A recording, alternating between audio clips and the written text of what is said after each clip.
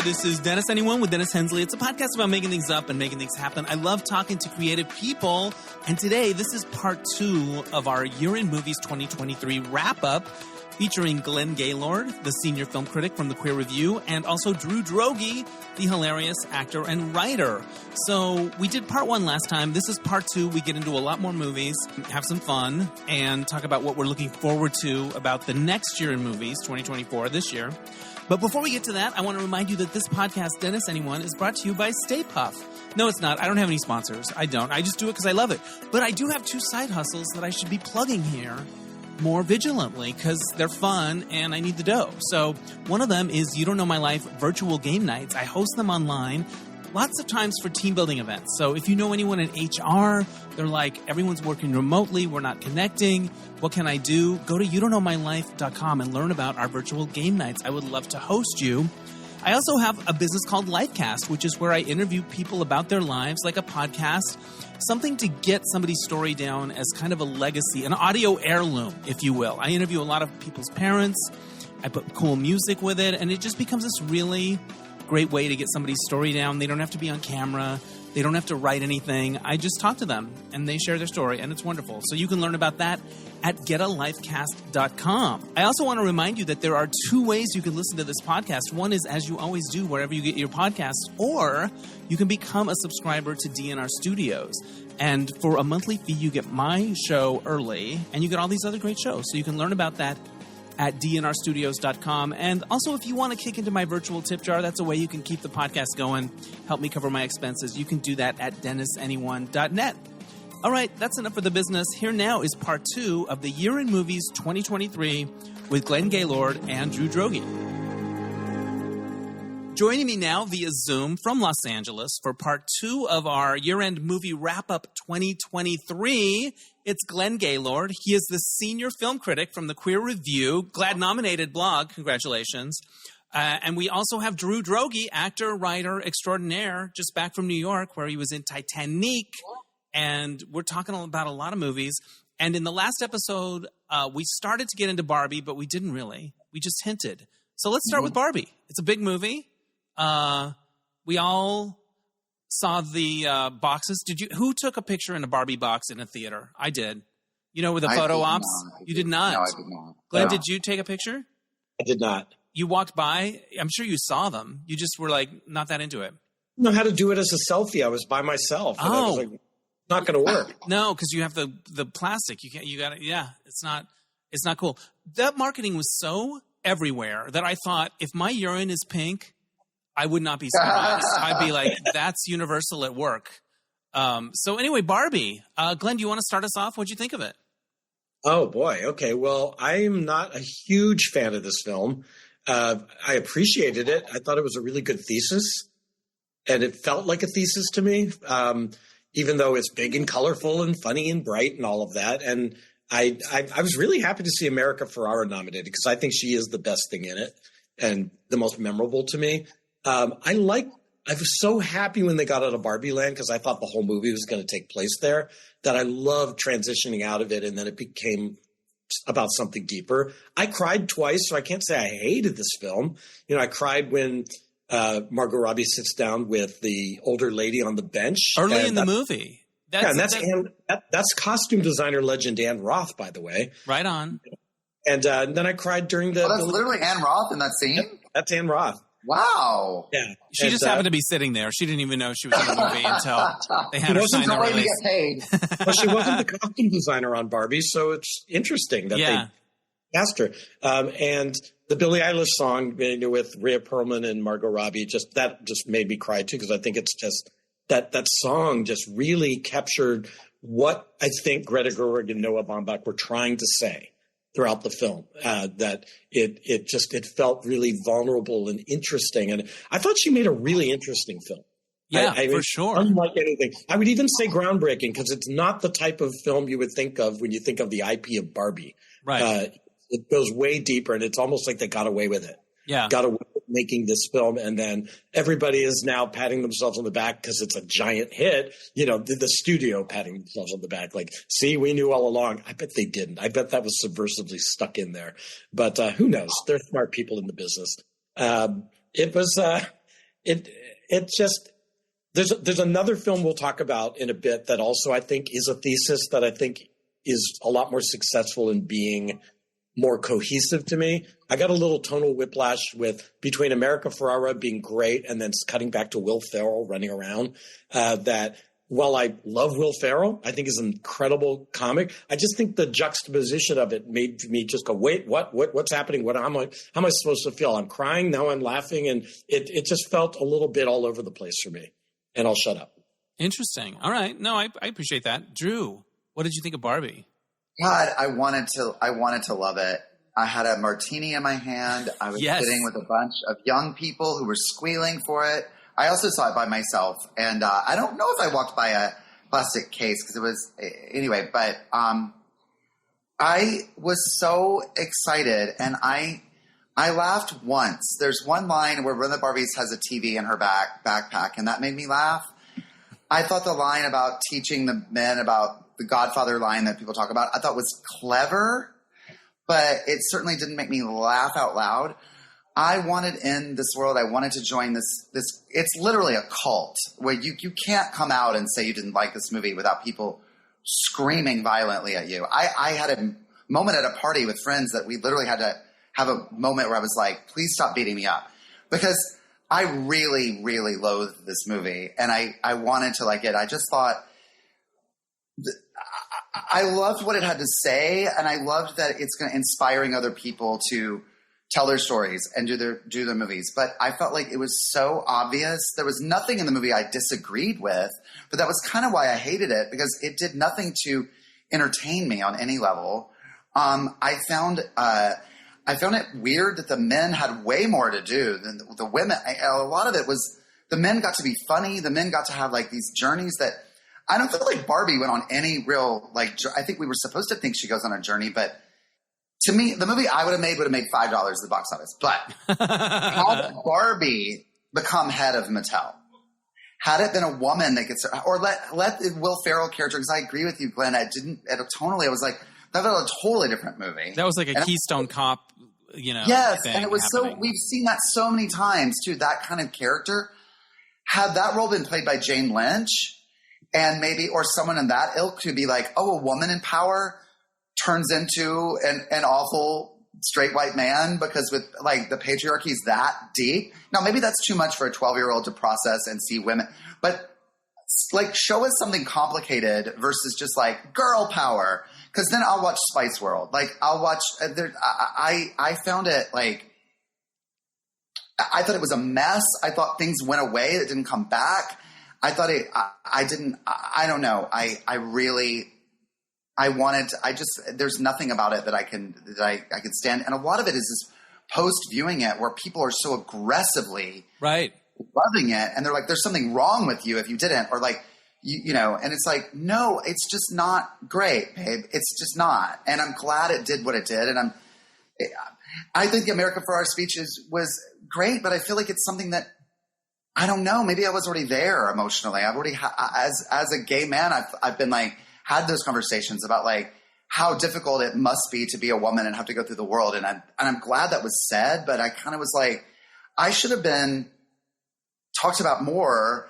And while I certainly don't need to see myself in movies, but a movie that's trying that hard to show the entire world, gay men weren't there. Like we weren't, unless we were supposed to believe that maybe Alan was gay or that Scott Evans could have been a gay Ken. You have an out gay actor as one of the Kens.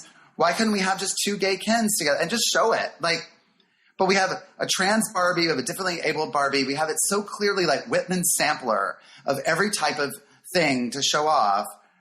And then we just we make all like nice guys the Alan. And it was sort of like, I just was kind of like, okay, I don't know. And again, I would love a movie with no men in it. I would love it to be only about Barbie and Ken could be literally a doll and make it about the women's story. I didn't think the women had enough to do. I do think it's really interesting that you bring up that there isn't really any gay men in it, because I know a lot of gay men that collect Barbies. Like after young girls, gay men are down with Barbie. And they're not there. And there's not even a wink to them. There's not even a line where you're old and washed up, but there's some 60-year-old guys in Palm Springs that will worship you until the day they drop. Like, it's a big part of the Barbie constituency that was sort of like, and I don't think it was done purposely. I just think it didn't occur to them. I don't think it occurred to them. I enjoyed the movie. I had a really fun time at it. Gosling, I think, really is kind of magic in it. Like, he's doing some interesting things. He made me laugh just with some of his. I don't know. I think he's wonderful in it. And when he sings the song, I'm into it. I also want to applaud them for going really short with the men's shorts, because a lot of times when period pieces do like 80 shorts, they don't do it all the way. They're an inch or two too long. They're alluding to short shorts, but they're not really short shorts. This movie gave me the short shorts that I needed to reach where I wanted to reach. So thank you. So yeah, that's the Barbie of it all. That's what you were all coming back for. And I think we served it up with Drew's disdain. That's awesome. Drew. Sorry, I know. I like it. Well, I'm kind of in the middle, and so I'm a little worried about this backlash.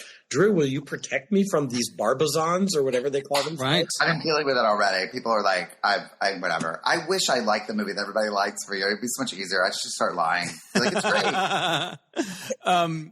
Sometimes you see a movie and you think, I'm as smart as these people making this movie. And then sometimes you think, these people making this movie are so much smarter than me. I will never be any kind of an artist. And that's what I felt watching Anatomy of a Fall.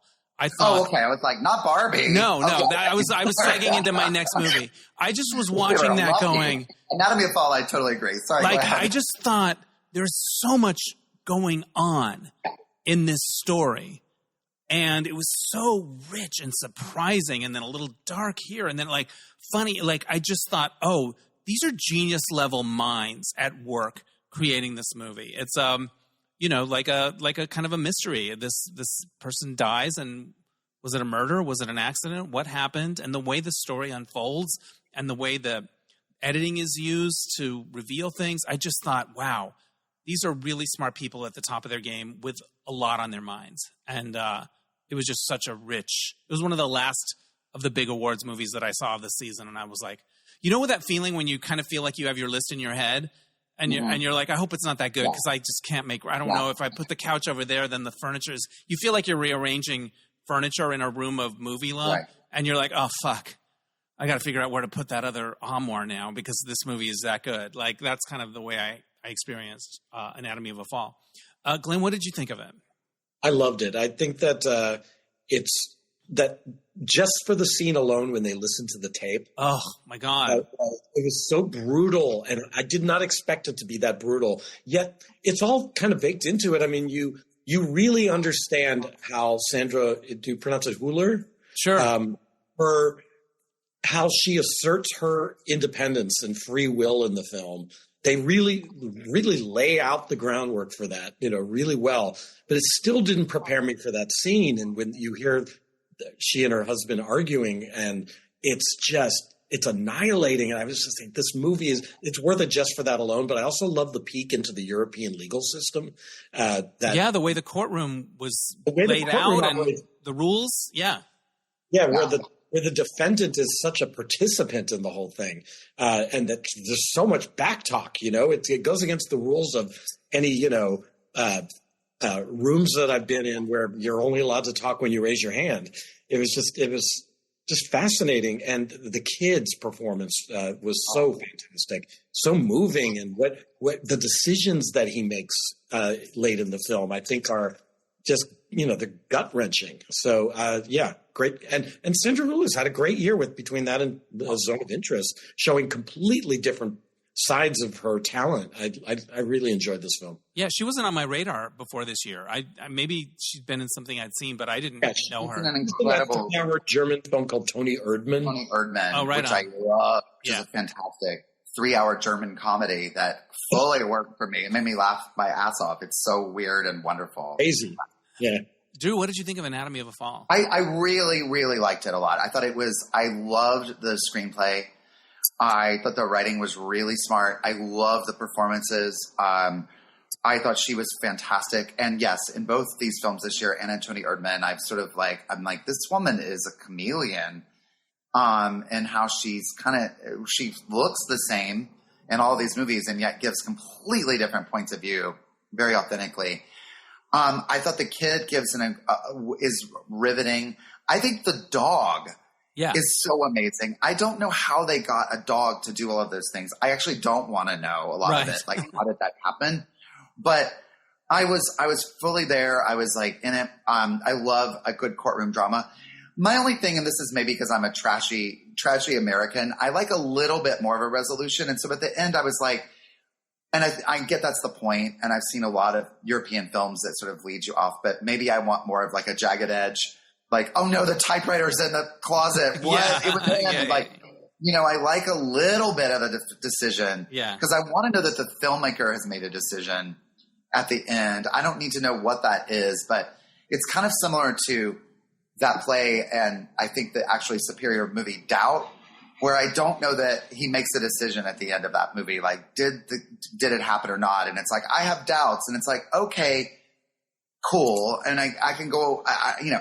So this kind of had that to me. Like at the end, I was like, huh. And I get we're supposed to leave being like, what could have happened? So I'm not saying that's a fault in the movie, but like for my taste, that was my only thing. But I thought I would be happy. It's going to win a lot, and as it should. I thought I had a clearer idea than you did about what happened, but I may have just chosen that for myself, kind of like the kid does. Yeah. So it felt more resolved for me than it did for you. But what I loved is that Glenn referred to this recording that we hear, and it turns out that because they're writers, one guy was recording a lot of things because he was looking for inspiration for his writing. So you kind of buy the idea that there is this recording, because when it's played in the courtroom and it's reenacted, it's a bombshell.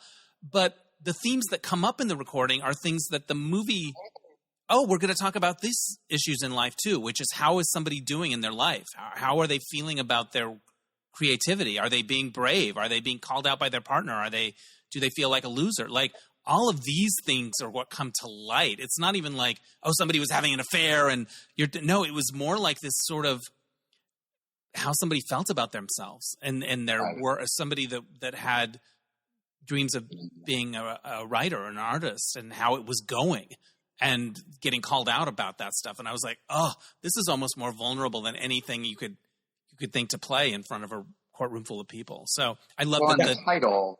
Yeah. I had a similar reaction to Drew when I first saw it, and I talked to the friend that I went to go see it with about this lack of resolution.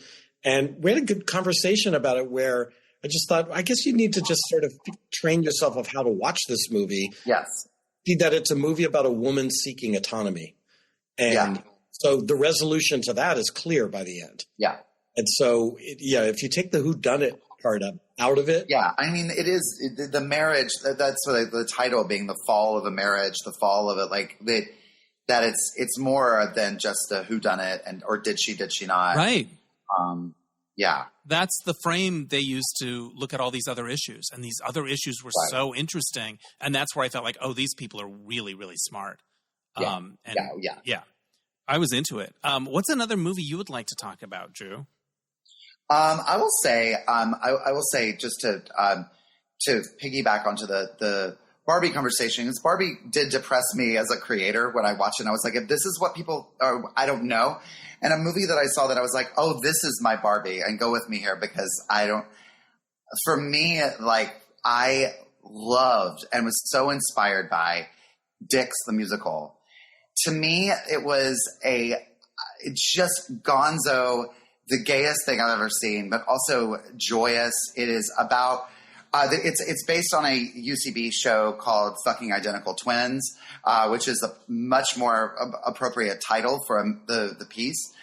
It's about two guys who, these are two comedians, these wonderful, hilarious UCB comedians who look similar, but in the world of this, they realize they're long lost identical twins, and they pull a complete parent trap and realize that, like, I grew up with a mother, I grew up with a father, and they put it all together and they trick them to getting back together. The parents are gleefully, unabashedly played by Nathan Lane and Megan Mullally, who are having the time of their lives. Their boss is Megan Thee Stallion, who is kind of a revelation in this movie. Like, she's only in a few scenes and she's great. There are animatronic puppets from the sewer. There's flying vaginas. I never say this is a movie that it feels like a John Waters movie because everyone uses that and they don't. I feel like this is the closest I've seen to a John Waters film. I also saw this the day that Paul Rubens died, and I needed that to see like something that felt like an heir apparent to the world of Paul Rubens and to that, and it felt very much like in that vein, and so it really struck me. I've seen it 3 times. It's maybe the only movie this year that I've seen more than once. And again, I'm biased. I know and love the guys that made the film, but I just find it so inspiring that A24 just picked up this UCB play and was like, not only are we going to do this as a film, and we're going to get Nathan Lane, Megan Mullally, Megan Thee Stallion to be in this. Bowen Yang as God, and Bowen Yang as God is the most inspired choice ever. How brilliant. And we're going to let the 2 of you who created the show and are the leads, you're going to be the characters in the movie, which I know took a lot of very uncomfortable conversations. A lot of people, I'm sure, wanted to cast other people. It would not have worked with other actors doing it. And I was just inspired to see this scrappy gay thing be so joyous. And it ends with a song that says God is a faggot. I mean, come on. There's nothing more wonderful to me than that. I love that. And that incest is also love. And incest is love. Yes, exactly. Yes. I mean, that's a given. Love me. Yeah, it's totally true. Glenn, what did you think of Dix the Musical? I know so many people who hated this film, and and with Drew, I had such a good time. I laughed so much. In my moments out of time, I talked about Megan Thee Stallion's Alpha, the Alpha musical number. He is just incredible in that, and it's so propulsive and fun. I found myself laughing a lot, and in a comedy, that's my barometer, and it just made me laugh from beginning to end. I know people who didn't laugh once and just think it's horrible and horribly shot, and I just didn't experience that. I thought, like Drew, it's a scrappy, low budget film that I thought was just kind of audacious for every minute of it. I saw the movie with our friend Danny Casillas, who you both know, and he turned on it right away. So every time I chuckled, I could feel him being like, oh my God. And I didn't chuckle that much, but I chuckled more than him. I didn't love it, but it was funny to be like somebody that with one of these people that had really just not gotten on the train at all. I think there was times that Megan Mullally particularly made me laugh. Some of her timing, some of her lines made me laugh. This movie was coming out around my time of my birthday, and I was looking for a big screening that I could invite people to for my birthday celebration. And it ended up moving dates. And I'm kind of glad it wasn't my birthday movie because it's so divisive, right? And I would have been like, there would have been people walking out of the theater glaring at me and then a few delighted people. But yeah, Dix the Musical. I want to know how that happened, how they got it made, and that it's A24 and all of it. Yeah. I was kind of like, I think, amazing. That happened twice this year because on Broadway with Gutenberg, it was another Broadway. It was a UCB show. It was a 2-man show that they're like, let's put it on Broadway. And it's very inspiring in a world where that just feels impossible. I also just feel like it's a movie that really takes down the patriarchy. I think it has a lot on its mind in its stupidity because it is about like they play like they're so obviously gay actors, but they play these straight guys in the beginning and they show how awful straight guys are. But they're not trying to play the street guy. They just say the lines and do the things that they do, and it says a lot about what's wrong about men and like how we should change it. And to me, that's much smarter than preaching how we should feel and what we should think. Show the other side and let us, as a comedy, show us why that's wrong. We're laughing because it's wrong. Yeah, interesting. So every year in my phone, I keep track of what I saw, and I give it a number rating. And if any of you saw the number ratings, you'd be like, there's too many 9s and 10s. You're too nice, Dennis. And that's just true. But there was 1 4, which is really the lowest I've gone this last year. And it's a movie called A Good Person. Did you guys see A Good Person? No. With Florence Pugh and Morgan Freeman? No, Zach Braff wrote and directed it. And there's like train sets in it and tragedy. Anyway, I was not into it. So that's all. We don't need to discuss it, but that was my lowest number in my iPhone notes app for the year. So it wasn't on your radar. It's probably for the best. Yeah. Another movie that I wrote down as being fun is Cassandro with Gael Garcia Bernal. Yeah. He's so good in it.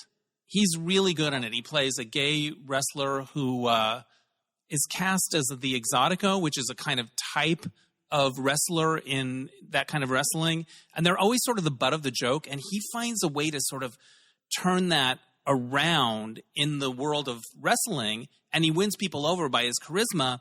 And changing that outside, that artificial thing, sort of changes something in him. And I thought thematically it was really interesting. And he's great. The depth of feeling. So, yeah, it was one of those under the radar, like when I first saw it, I thought, oh, maybe a best actor moment. And then the field just got so packed. But I really liked Cassandro. Did you see it, Glenn? Yeah, I loved it. I thought his performance, he was so defiantly queer and he never backed down. Yeah. And every time he got punched, he was just strategizing, like, how can I make this work for me? And I love that spirit. And it's fairly true to the real guy, too, who is kind of like the Richard Simmons of gay wrestlers. Right. And he just had this great spirit. And I was really moved in the scene where a young kid tells him how much he inspired him to come out. Yeah. It was really sweet, and I loved Perla de la Rosa, who played his mother. She was this messy mother, and I just thought it was fun to watch this mother-son relationship where she loves and accepts her son, yet she's kind of a hot mess herself, and he's inspired by her messiness when he puts on his character. So I thought that it really resonated with me, and I thought it was beautifully shot, too. Yeah. Glenn, let's talk about Oppenheimer.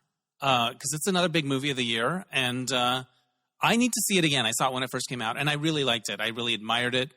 I just remember sort of the way it moved back and forth in time, and I was really like, this screenplay is extraordinary. Like the way it's structured, and that you're kind of following it, yet it really keeps you on your toes. I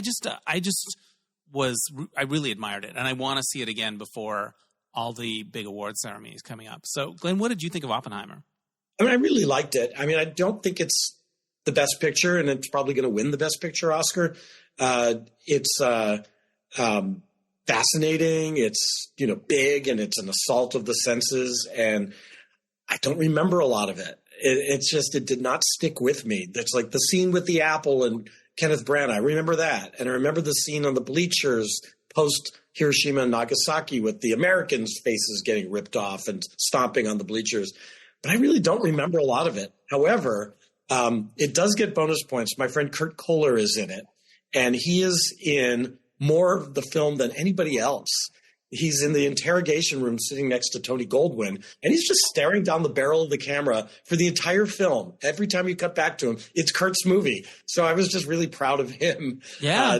Because he said he was like in a master class. He just got to see every great actor in the world come into that set and do their thing. And so I liked it. I'm not passionate about it at all. Yeah. Drew, what did you think?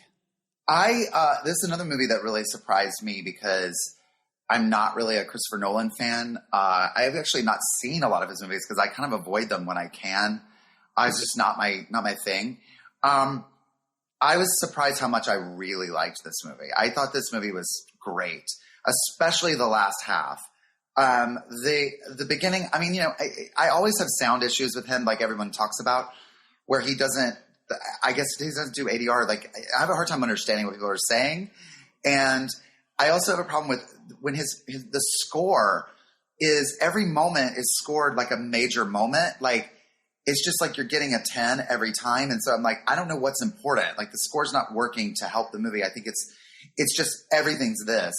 And it was so much talking at the beginning. And I have a problem with particularly men talking in a room. Hi, where are we right now? What are the three of us doing? But like when men are in a room just talking, especially at the beginning of the movie, my brain starts to wander to other things. And then I go, oh shit, I wasn't paying attention and I'm missing this. And if I'm at home, I have to immediately go on Wikipedia and be like, I missed some plot point. Like, what did I just miss? And I'm just because my brain just goes to other things. This movie really won me over. And I thought that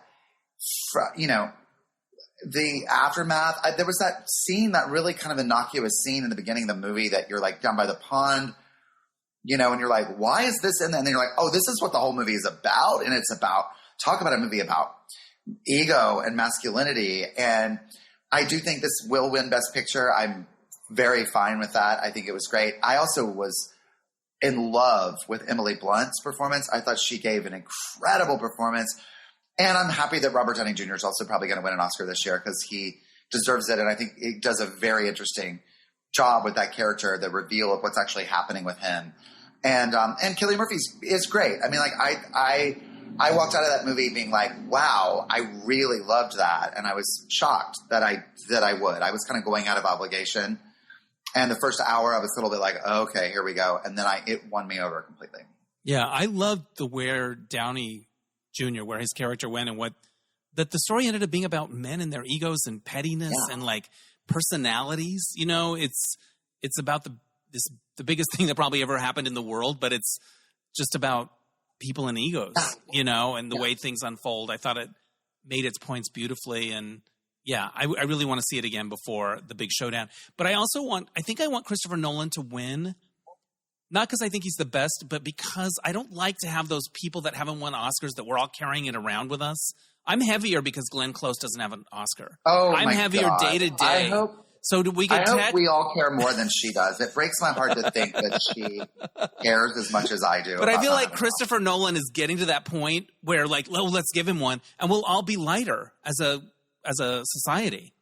Like, current about this, Annette Bening is probably not going to win again this year. I know. She's another one. Yeah. But you know what? She's too good. Annette Bening is too good. Yeah. We don't deserve her.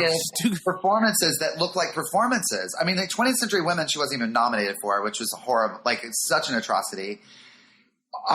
Kids Are All Right. Like, she's so natural and so believable that I don't think people register as that's like a good performance, even though like it's the best one because it's what we all strive to be as actors. I think Annette Bening is as good as anybody's ever been. I love her. And yeah, she's going to not win again. What did you think of NYAD?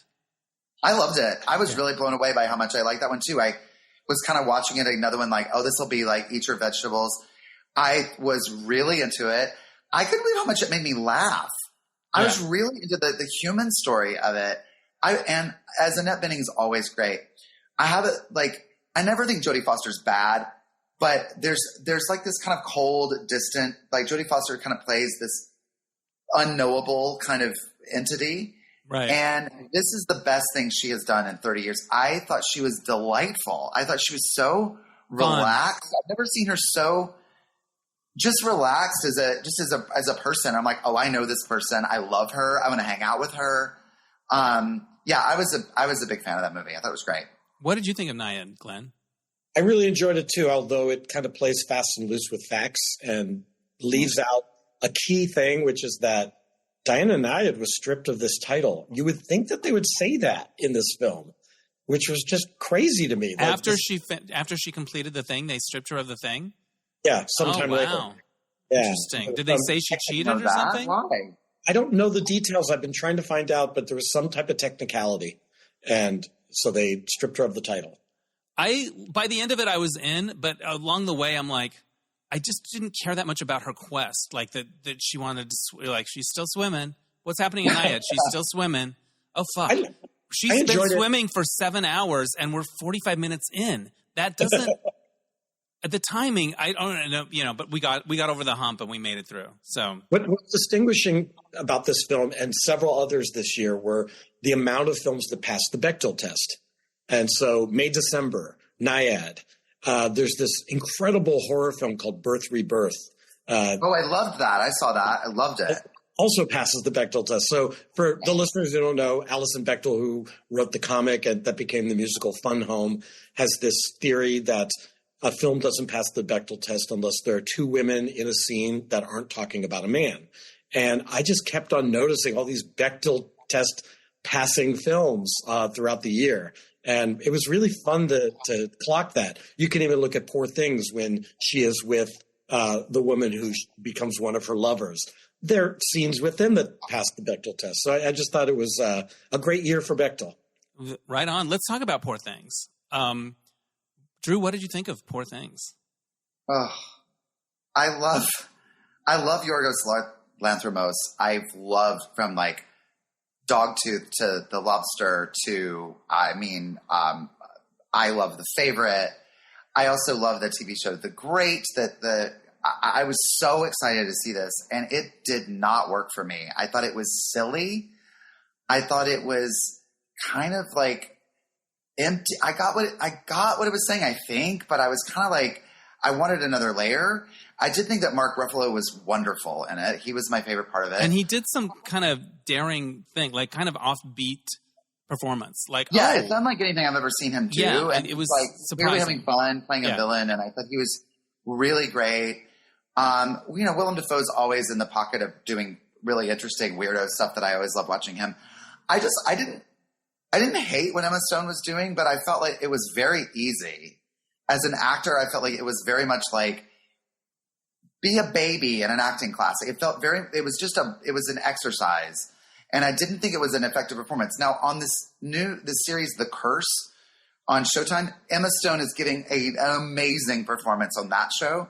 Obviously these are wildly different movies, but again, we love to give awards for these like really showy things. But I think what Emma Stone was doing was, I saw it with two other actors and we're like, that's easy, right? Like that's what we love to just go to those extremes. And she did have layers and there were things that happened later, but I was disappointed. I wanted to love it. And I went in with high expectations because of all of his other films. And it didn't do it for me. Yeah, I kind of agree. Like I admired things about it. Certainly visually, there were frames of that I would hang on my wall, but emotionally I didn't have a satisfying experience with it. Like I admired it, but it didn't work for me in terms of the emotion of it, my emotional involvement. What about you, Glenn? I would agree for the most part. I mean, I saw it with my friend Darren. I've seen it twice. God, I've seen a lot of movies multiple times. I know, I like it. Due diligence. And about a half hour in, we turned to each other, and it was at a small screening and there weren't people around. And we just turned to each other and went, why do we hate this so much? Like, I couldn't get into it for like the first half hour, but then it grew on me, not emotionally, like you guys are saying. I didn't cry or anything like that, but I did laugh a lot. I did think that the lines are quotable and that it's kind of fun to look at visually, though he really needs to hang up the fisheye lens. It got to be annoying after a while. I had a fun time with it, but it's not in my top 10 of best movies of the year at all. And Emma Stone, I agree, Drew, is giving the performance of her career in The Curse, and which this performance pales by comparison. That is the most deeply strange, layered character I've ever seen her play. And this, it is kind of like, be a chicken, be a baby, be a this, it did feel a little actor exercise-y, but I still laughed a lot. I'm going to give it because I do think it has a quotable script. It reminded me a little of that Elizabeth Shue movie Molly, where she played the challenge. Right. That's not the story of this movie, but some of the affect, you're like, oh, that's what this is. But she evolves. The character Bella evolves. I felt bad for her having to do so many sex scenes. And I know that Emma is one of the producers, and like this is part of what they're trying to say, and maybe it's my own baggage, but she really goes for it, and then she goes for it some more, and goes for it some more, and I kind of felt bad for her having to do those scenes, but maybe that's my own hang up. I read an interview with her where she said she approached the role as a character who has no shame. Yeah, and good for her. It's my problem. He insisted on the nudity. She's like, character has no shame. I wouldn't care about any of this. And she's just going for what she wants to feel physically. And so I think that is the point of it, but I still get why you would say, I feel bad for her. Which is there were a lot of those kinds of scenes, and they went on for a while. I felt worse for Florence Pugh in Oppenheimer, actually. Oh, for the scene where that sort of surprising sex scene the big happens. Nude sex scene is when he comes up with the quote of the century. I thought it was kind of an audacious choice. I think it worked for me. I didn't have a problem with it. But, it's a moment in Oppenheimer where you're like, ooh, that's a choice. Are there movies on your list, Glenn, that we haven't talked about yet? Yeah, I want to talk about Origin because I thought that this one was really ignored. Have you seen this, Drew? I have not seen it, no. I know Dennis has seen it. Origin is the last movie on every movie lover's list of like, I need to see it. Somehow it ended up last for everybody. Yeah. And I just saw it this past week. I loved it. Yeah, I loved it too because I think it's an unfilmable thing. And getting back to how I thought Barbie was a thesis, this film is very much a thesis paper. It's almost a PowerPoint presentation as a film. And yet I thought Ava DuVernay found a way to make it cinematic and also emotionally engaging. And it's all over the place. And I actually think it's groundbreaking because it's all over the place. And it's a film about an author researching a book, which is the most cinematic thing you can imagine. And yet it got to me. And I thought all of the points came together really well.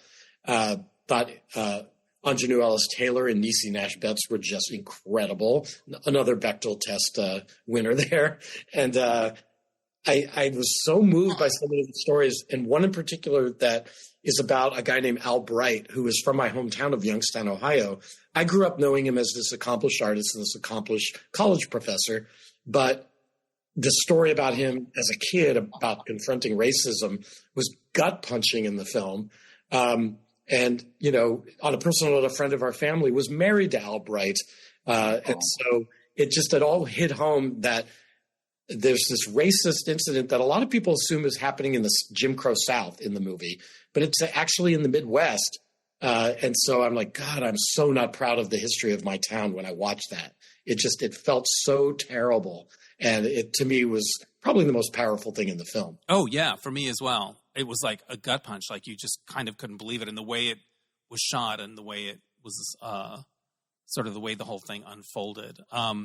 I admired Ava DuVernay before and I'd seen some of her work, but I thought she was a little bit like, is it all hype? Like, is it, you know, like she's got her imprint and all this stuff. And I saw this movie and I'm like, I'm in love with her. I'm going to take her masterclass. I'm sorry I ever doubted you, Ava DuVernay. Like, you are the real deal. And so I'm all on board now. Yeah. So I was kind of knocked out by it. And a movie about somebody figuring something out. You see the actress's mind working in like that really smart way. And there's just wonderful scenes in it. And I love that actress. Yeah. She was my favorite she's thing dynamite. King Richard, she was like the reason I was like, I want her movie. She was amazing in that movie. Did you see the social media kind of brouhaha when some award show was happening and she was at the AMC giving out postcards for Origin to give to people? She was just like handing them out like busking, like you would do at, you know, the Edinburgh Fringe Festival. Right.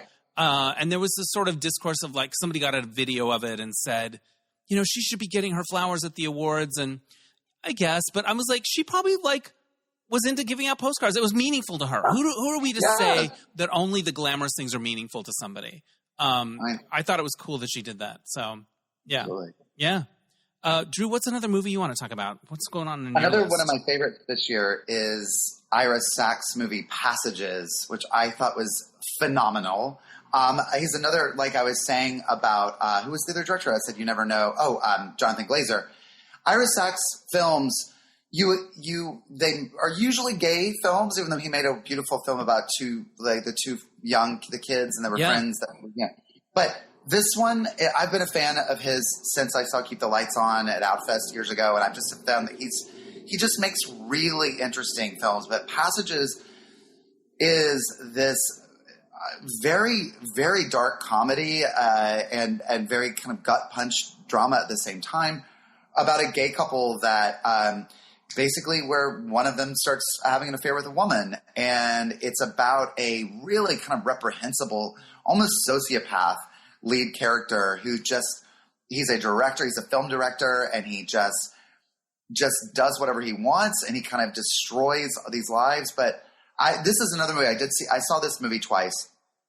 And on second viewing, I didn't like the character more. I think the performance, Franz Rogowski, the actor, is one of my top 5. Like, absolutely should have been nominated in my world, in which no one would watch the Oscars. People were like, who are these movies? Who are these people? But I thought his performance was phenomenal. And he really, and as is Ben Whishaw, who is always just a triumphant, I just think one of the greatest living actors. And Adele Exarchopoulos from Blue is the warmest color. Is that the movie? Yeah. Okay. Yeah. So it's just basically a 3-actor movie. There's the mother. There's a very few other actors in the movie, but it's just this 3-way, and like what happens between these things and how it affects these people. And I thought it was just a brilliant character study. And yeah, I was in. I loved everything about it, and it's also 90 minutes long. It is so lean. And it has some of the best sex I've ever seen in a movie in terms of the most realistic sex I've seen filmed and actually used as storytelling, and how you watch the sex and you're like, I understand these characters. I understand the why. So I think it's phenomenal.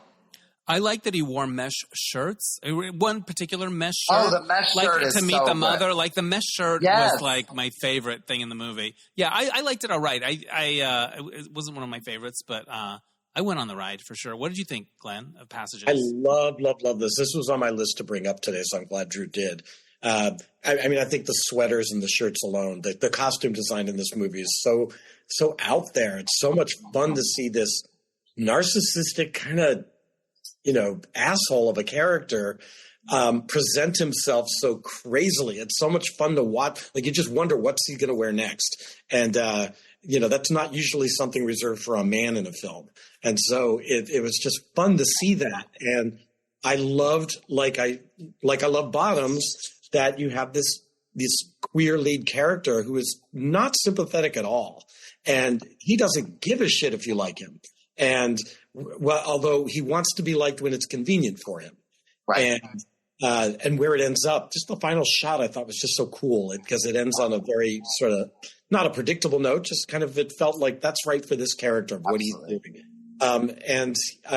My moment out of time for the film is the scene where he meets the parents of his girlfriend, and she's pregnant, and they're asking all sorts of personal questions about him. And he, very rightly so, just not very nicely, tells them it's none of their business, what they think. And he's not going to engage with them, and he's not going to tell them his motives and his intentions.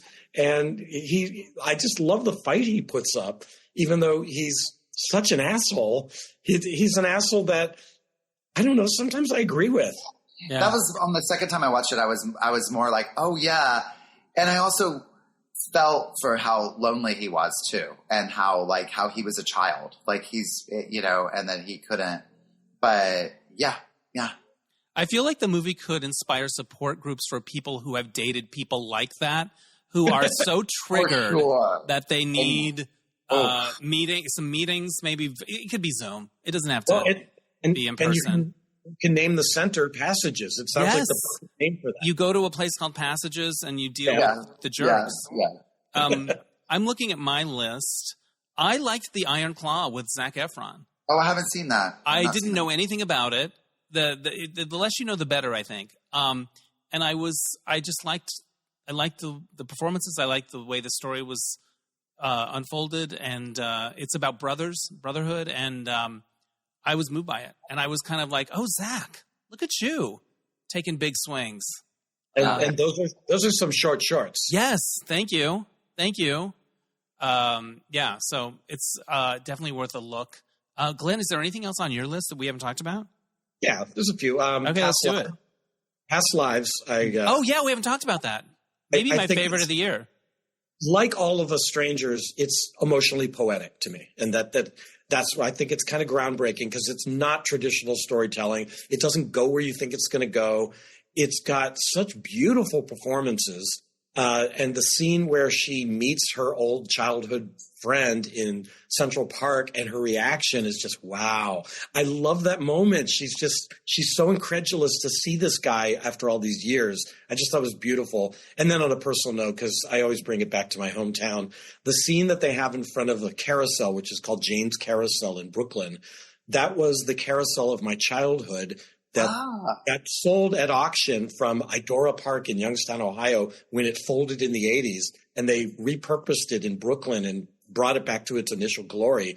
And so I'm watching that scene going, oh my God, I'm seeing my childhood too. So that's a complete side note, but to a film that I just was really, really moved and engaged with. Yeah, I loved it. The second time I saw it, I just started crying like at the beginning, and then it just kept crying all the way through it.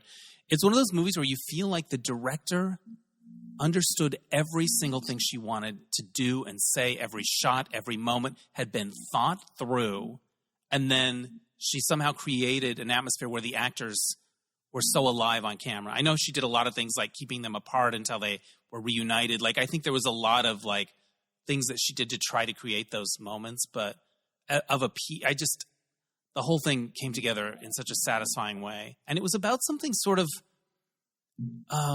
something I haven't really thought about before, fate, destiny, this idea that maybe there are past lives and we mean something to people. It made me think about these ideas in the context of my own life. And it was really deep, but unpretentious and just beautiful. It's so beautiful. Yeah.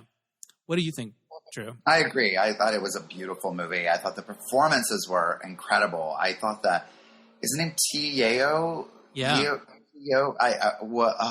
Like, who is this guy who's a revelation? I think it's the best thing. Greta Lee, I was like, oh, I love seeing her in a lead and playing this really complicated, really identifiable person. I always love John McGarry and everything. He's always good. And it really moved me as well. It's something I'd like to see again because I saw it so early in the year. Yeah. And I remember leaving there going, God, that was a beautiful movie. And it really moved me and made me think about it. I don't remember a lot from it, but I think of it fondly. You know what I mean? Yeah. I think back and I go, oh, that was a great movie. And, you know, and I loved how simple it was for all that it was saying. Yeah. I had an interesting experience when I saw it. I saw it on a Tuesday night. It was sold out in Century City, and I was the only Caucasian there. The rest were all Koreans.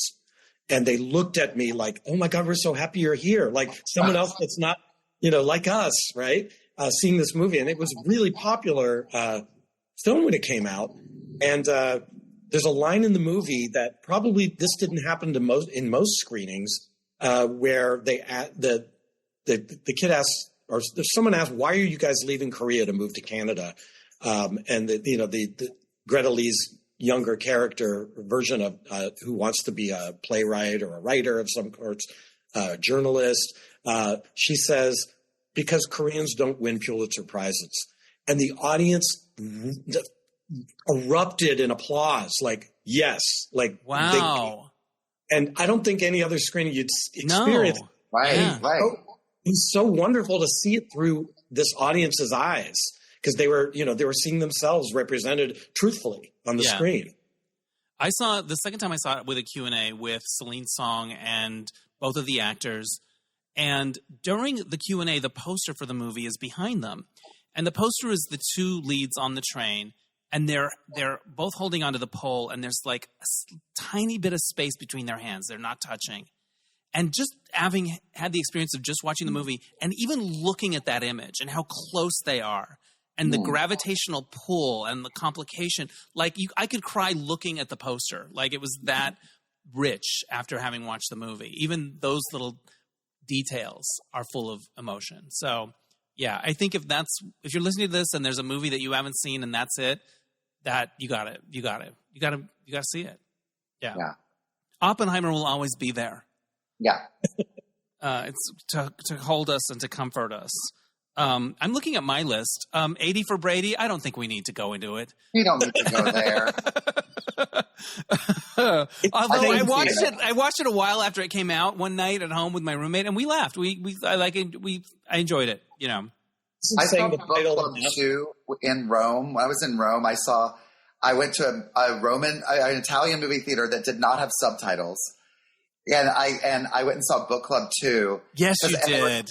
And they were like warning me. They were like, there are no subtitles. This is in Italian. I said, this is how I want to see this movie. And I was loving I'm trying to figure out what was happening. And I was like, you kind of get it. And then they end up in jail and you're like, wait, I don't know. But Book Club 2 in Italian and 80 for Brady, I completely have put them together in my mind. Like they're the same movie. Well, isn't Book Club 2 set in Italy? It is. So you were. You were there. It was so fun to be there and be like, I was just walking by there to go see this movie. And it was this gorgeous theater. And I was like, I want to see a movie in Italian that I don't really care. Yeah. I'll get what's happening. It's basically a cartoon. Yeah. So. I like it. Can I just name a few honorable mentions? Yeah, do it. We don't need to get into them all. I just want to kind of give. I have a list of that too that I'm happy to just throw out as well. Yeah. So, Are You There, God? It's Me, Margaret. I just thought was a captivating adaptation of a seminal book. I laughed my head off at Blackberry, and Glenn Howerton, to me, gives one of the best performances of the year. It's so surprising and vicious and fascinating. I really enjoyed Air as far as these processes of how to get things done. You Hurt My Feelings with Julia Louis-Dreyfus, I thought was just wonderful, even though it really does come across as champagne problems, but it still sells its thesis really well. Dream Scenario, Nicolas Cage, I thought was brilliant in it. It did feel like a Kaufman-esque film, but I thought it had the best last line of any movie this year. It really moved me. The crash scene in Ferrari, Coleman Domingo and Rustin, just really powerful. Absolutely, 100%. Performance. And Godzilla -1. I've never cried in a monster movie before, but I cried in that because of the post-World War II setting. Really got you emotionally. And The Teacher's Lounge from Germany, which is an Oscar nominee this year. Such a tense little film. I think it's the sister film to Shiva Baby, where you're basically just following one main character through a sea of anxiety the entire time. I really enjoyed this little scene horror movie called Huesera, The Bone Woman, which is a horror film, a body horror film in the vein of Rosemary's Baby. And it's got an unexpectedly queer subject matter to it that I did not know about going in. So I was really thrilled by that film. Right on. All right. I've got a bunch more, but that's enough. All right, Drew, what's on your list of honorable mentions? I have a lightning round. So one that I saw last year at Outfest, and it may not have come out yet because I saw the trailers and it went away, but I love it. So maybe we'll get to see it in 2024. And that is Julio Torres' movie Problemista, right? Featuring Tilda Swinton at her greatest. And I'm a Tilda fan. It's really funny. It's a really smart movie about immigration, wildly told, brilliantly made film. I loved it. My favorite documentary of the year is Kokomo City, which I also saw at Outfest, but I think I think it's the next, the answer to Paris is Burning in terms of just like really amazing interviews. I love the way it's shot. Very quick, really fun, really smart, insightful film about sex workers, all black trans sex workers. Who are so smart about life. They were so wise. They were individually, and not just one. Oh, that's the smart one. They were all kind of wise, and I was like, how did they find these people that are so wise? Yeah, I was blown away, and I was also really entertained the whole entire time as well. In a way that it never felt pandering. Never felt like it was very much a celebration of these people and just who've sitting seen with them. some shit. They've all seen some shit, and they have some thoughts. You Hurt My Feelings is also on my list. Yeah. I think it is. Nicole Holofcener makes these movies that are all like these about these really small things that you go, we've all felt that, and we've all thought that, and we think that may not be enough to make a movie. And I know what you're saying, Glenn, about champagne problems, and I also feel like it's like something that no one's ever gone there to make a film about. Like, how do you tell someone that you love that you hate their art, and how does that ever happen? And just how we all understand that after shows. And I thought it did it so well. And I thought the performances in that were great. I saw a really small movie that has a title that I was ready to take because it found so pretentious, but I thought it was beautiful, called All Dirt Roads Taste of Salt. Yeah. Which is this, I could smell and taste that and hear that movie. It's a movie about senses. It's all about just human connection in Mississippi. These people, sexual awakening. It's a beautiful art film that I was so there for. Have either of y'all seen that one? No, but I haven't. Sitting here waiting to be seen, so I will see. I thought it was just magical. I was so into it. Another movie that I loved was mainly because of the two lead performances, but was called Monica with Trace Lizette and Patricia Clarkson.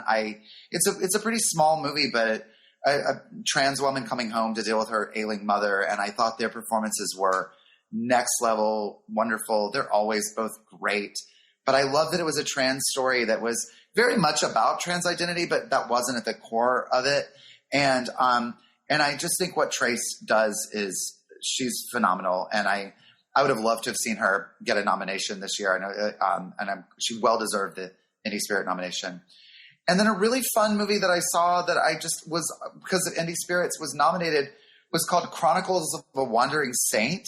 Is this Argentinian movie that delighted me. I was laughing out loud. It's like about a woman who really wants street cred at her church. And so she does all these really underhanded things for people to think that she's a saint or that she's found a saint to get popular. And she's on Facebook and she wants to be like the most saintly one at the church. And then this crazy thing happens in the middle of the movie and the credits come in the middle of the movie and you realize like, oh, I had no idea what's actually ahead of me. So that was just a surprise, like wonderful, wonderful film.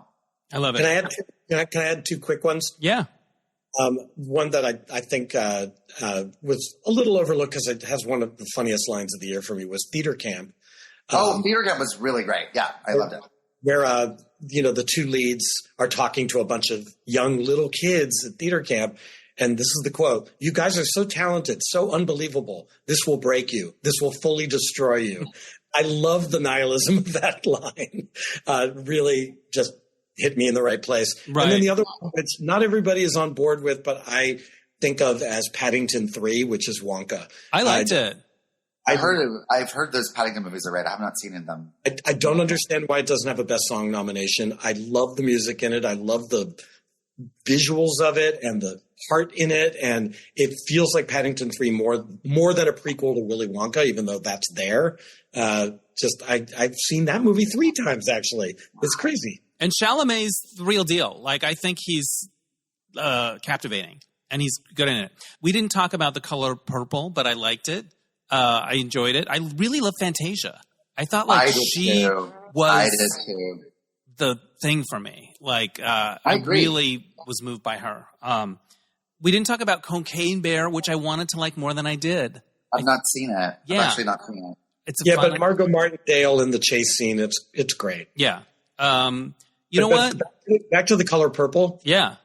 I had resisted it at first in the first 20 minutes because I thought the choreography was weird, like these railroad workers doing ballet moves. But once it got more organic, I was really into it. And I cried just as much as I did in the original. Yeah.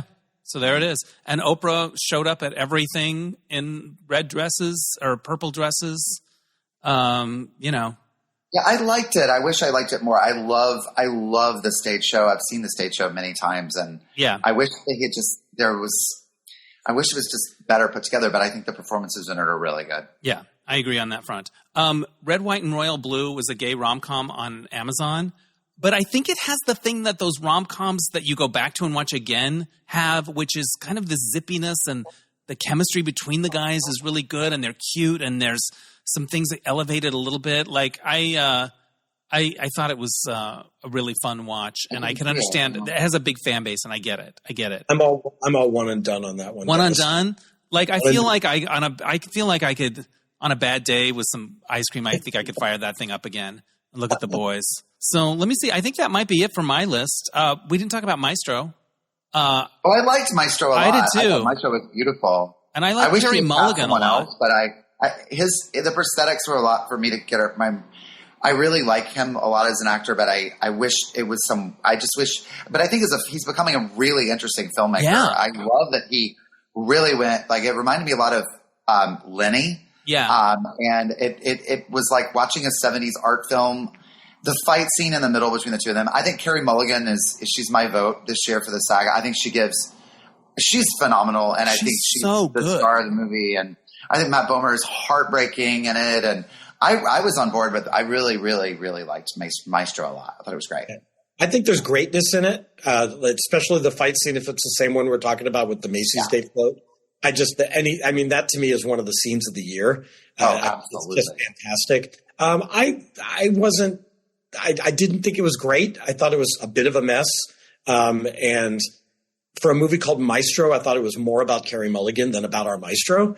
But that's just the nature of the subject matter, I think.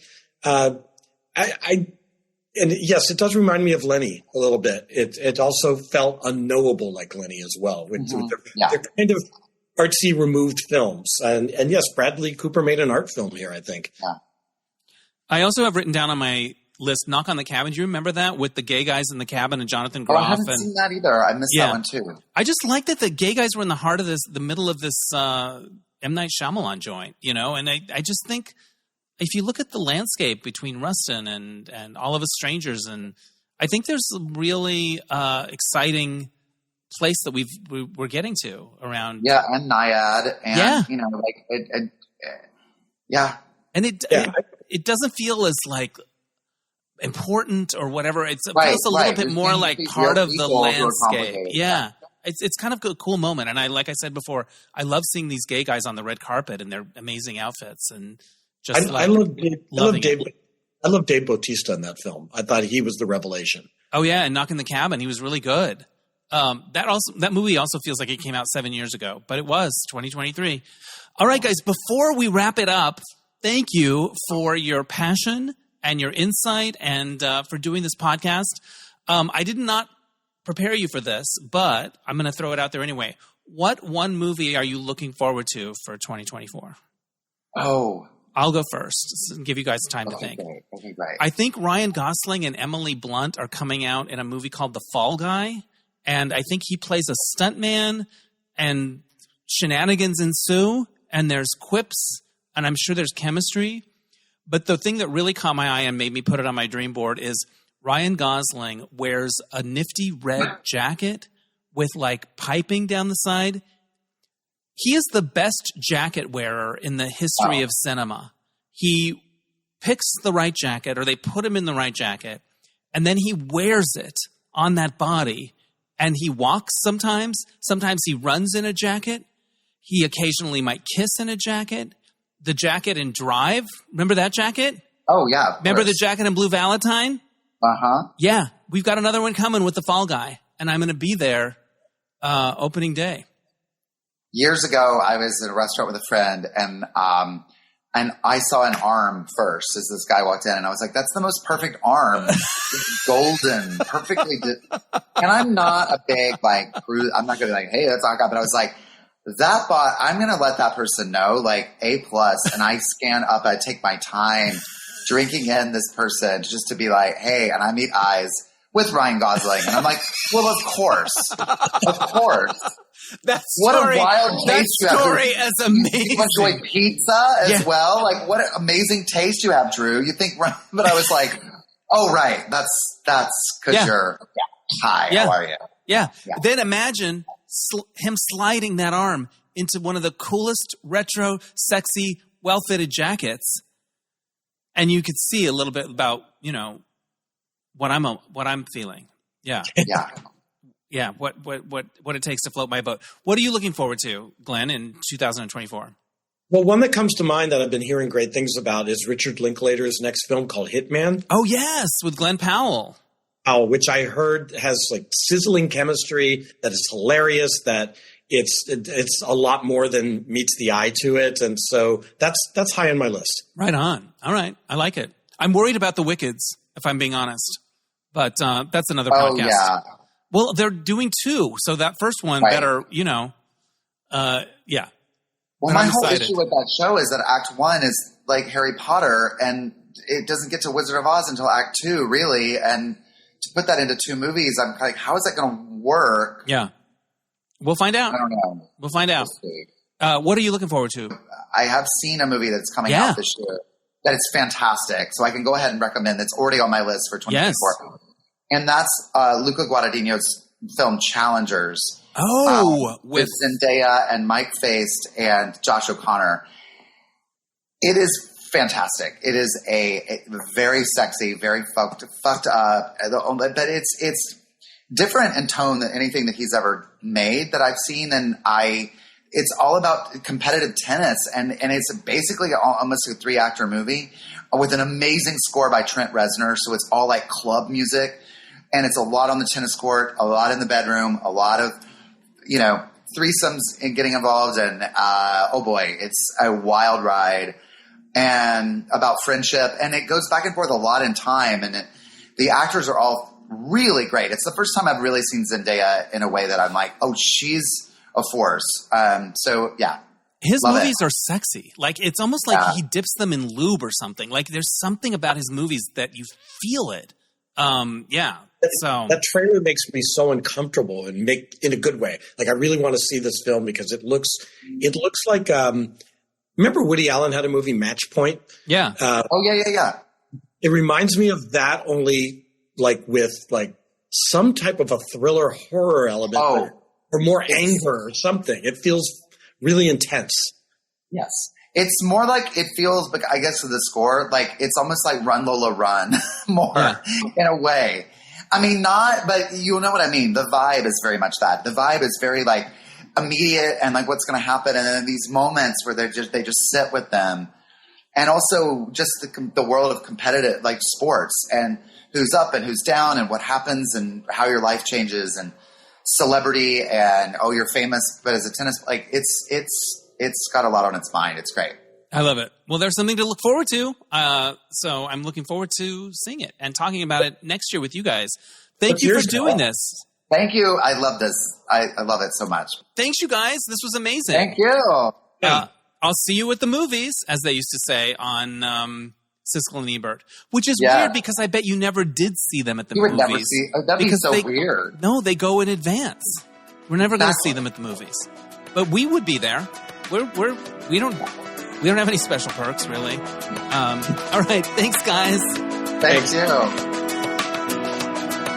Thanks again to Glenn Gaylord and Drew Droege. I realized afterwards that we never talked about Killers of the Flower Moon, which was a pretty big movie last year and one that I really liked. I actually saw it twice at special screenings. Scorsese was there both times. I found it very immersive, like a novel. So I reached out to Glenn and Drew to see if they had thoughts about that movie, since it is one of the biggies. Here is what Glenn texted back. I really like the film, especially the 3 lead performances. Great dynamics there. It's overlong and it doesn't really capture the Osage point of view, but the story it chooses to tell is gripping and tragic. It feels like the underlying story is about the rise of Trump, making it an effective cautionary tale. I like that. I will say this. There's one scene near the end where all the white people are in a room together, and it really felt sinister, and it feels like, these meetings are happening all over the place. People that have power trying to keep it by keeping people that aren't like them from having any at all. And I felt like that room felt like a place that you could go today if you had the right code. Here's what Drew had to say.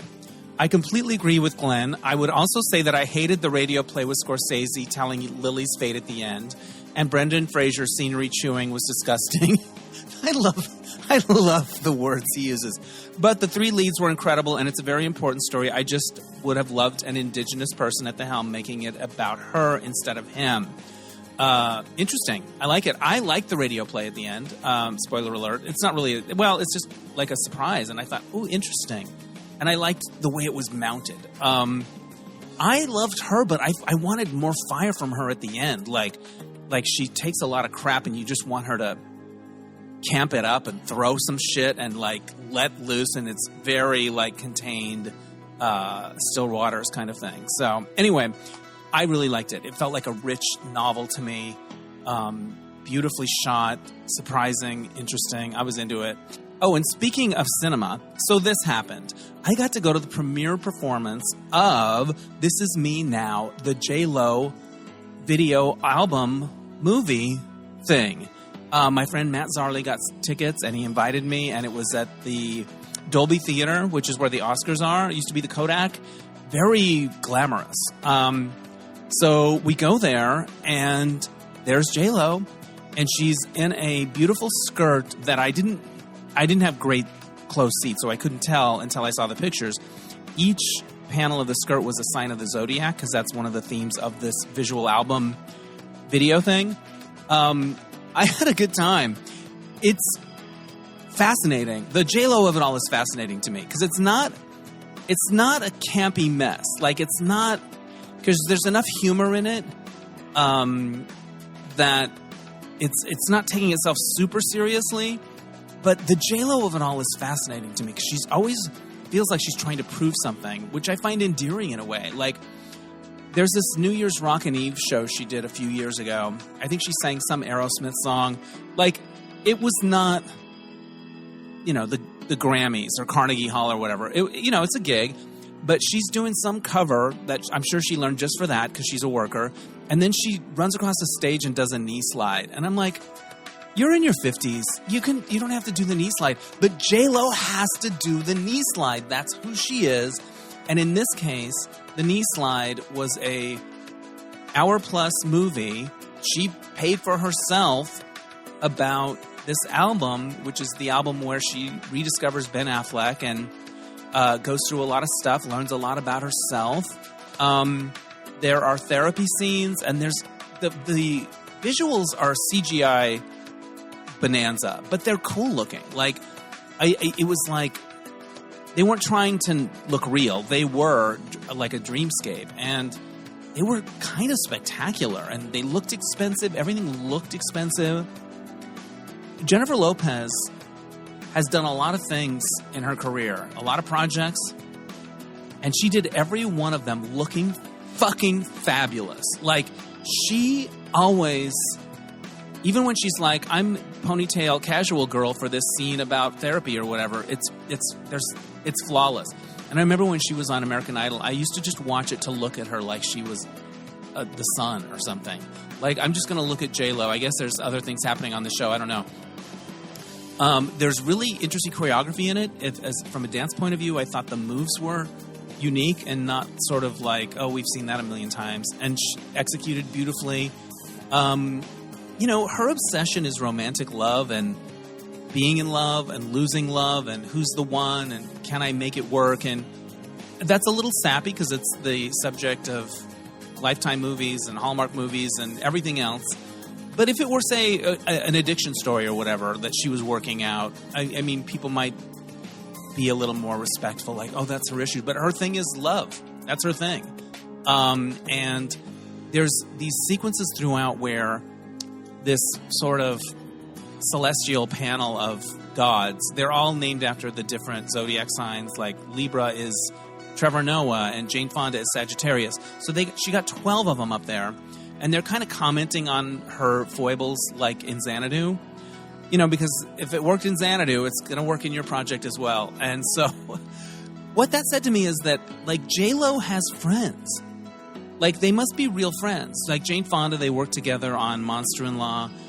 Keke Palmer's in there, Sofia Vergara, Trevor Noah, Post Malone, Kim Petras, Jay Shetty, this kind of self-help guru that I listen to on my Calm app. And I don't think you show up for the check, and I don't think you show up because you think it's going to be great. It might be cringe, but I think you show up if you're J-Lo's friend, Jennifer Lewis. So that was interesting to see. Ben Affleck pops up in a cameo. There's some songs that I think I got stuck in my head. I was like, this is me 2 weeks ago. I'm like, J-Lo never has really good songs. That's her problem. Like, she doesn't have... And now I've got a bunch of them stuck in my head. So those are words that I'm eating. And now she's going on tour. I might have to put that on my dream board and try to go. Anyway, it was a fun night out. There wasn't an after party or anything like that, although we did go, Matt and I, to the Coral Cafe, and I had the best pastrami sandwich I think I've ever had in my life.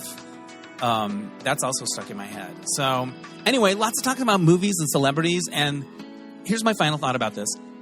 Like J-Lo, Taylor Swift, Beyonce with her country thing, Kylie with her Grammys. Like, the world is going to hell, but our divas are fucking delivering. Madonna, of all people, that I forgot. I'm going to see her in a few weeks. So, like, if you look at my Twitter feed, it'll be like Trump outrage and, cute guys, and then divas. Diva news. They're dropping this. They're pushing that. There's a new video for that. Oh, and also J-Lo did another video for the single from her album Can't Get Enough. There's like the version that's lifted straight from the visual album, and then there's a whole other video because that's her. She's going to do the knee slide. That's it. Anyway, that's enough for this week. Thank you so much for listening. If you liked what you hear, I hope you tell other people about it. You can go to iTunes and give me reviews. I know there's things I could do to be building this thing, but I just don't know what they are or if it matters because I'm doing it and I'm into it. So I want to give a shout out to Oscar Rosario for mixing the episodes. My theme music is by Mark Daniels for Placement Music. We will catch you next time on Dennis Anyone. Bye!